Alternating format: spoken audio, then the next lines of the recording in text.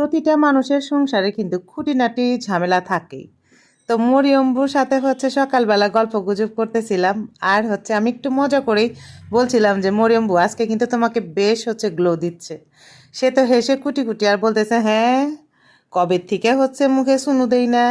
আমি কইলাম, শোনো, তুমি যে মুখে স্নু দাও না, তারপরে তোমাকে বেশ স্কিন মনে হচ্ছে যে আজকে তুমি ফর্সা হয়ে গেছো। আসলে ওই যে শুরুতে বলছিলাম না যে প্রত্যেকটা সংসারে ঝই ঝামেলা, অশান্তি, ঝগড়াঝাটি থাকবেই, এটা কিন্তু স্বাভাবিক। এইটা যদি না থাকে তাহলে নাকি শুনি যে সংসারে সুখ শান্তি বাড়ে না। যাকগে, অত গভীরে না যাই। সকালবেলা দুইজনে তো গল্প সল্প করতেছি, মরিয়ম্বু রুটি বেলতেছে আর আমি ও ভাজিটা উঠায় দিছে, সেটা নাড়াচাড়া করে নামায় ফেলবো। আজকের আগে বলি, আজকের ওয়েদারটা যে এত সুন্দর, আজকের ওয়েদারটা উদাস হয়ে যাওয়ার মতো।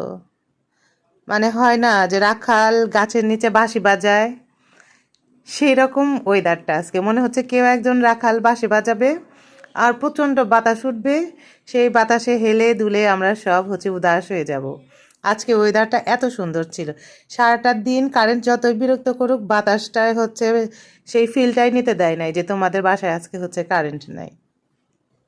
তো আমাদের অনেক মজা মাস্তি হয়ে গেল, অনেক গল্প স্বল্প হলো। আমরা তো সকালবেলায় আমাদের গল্প স্বল্প শুরু হয়ে যায়।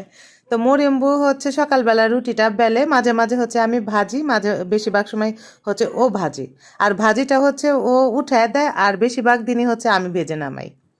এই তো আমাদের কাজ কাম। যেহেতু সকালবেলা দেখা যায় যে আমিও একটু তাড়ার উপরেই থাকি, ইস্তেকের আব্বা ইস্তিয়াক দুজনেই যদি বাইরে যাওয়ার তাড়া থাকে, সকালবেলা দেখা যায় যে আমি আমার কাছে থাকি, মরিয়ম্বু ওর কাছে থাকে। তো টুকিটাকি আমরা আমাদের কাজগুলা সেরে নিচ্ছি। আজকে হবে আমাদের বাড়িতে পার্টি। মানে কি পার্টি, কি পার্টি সেটা আগে বলি। মানে হয় না বারবিকিউ পার্টি বা জন্মদিন পার্টি বা বিভিন্ন ধরনের পার্টি হয়, আর আজকে হবে আমাদের বাসায় পটল পার্টি। আজকে সকাল থেকে আমাদের খানাপিনা পটলের উপর দিয়ে যাচ্ছে। ভিডিও শুরুতেই তো দেখতে পাইছো যে আমি পটল ভর্তা করছি, আর মরিয়ম্বু কিন্তু ওখানে বাঁধাকপি ভাজি করতেছে আলু দিয়ে, আর এইখানে পটল ভাজি হচ্ছে।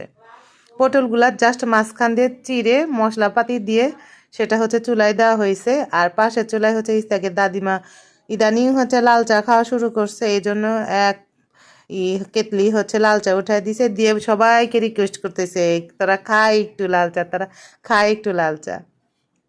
আর বলছিলাম পটল পাটি, আমি পটল ওখানে সিলাই রাখছি। আর এই যে দেখেন, পটল ভাজিটা কিন্তু বেশ সুন্দর হয়ে গেছে। সাইডে রাখছে বেরেস্তা, আর এক পাশে রাখছে পটল ভাজি।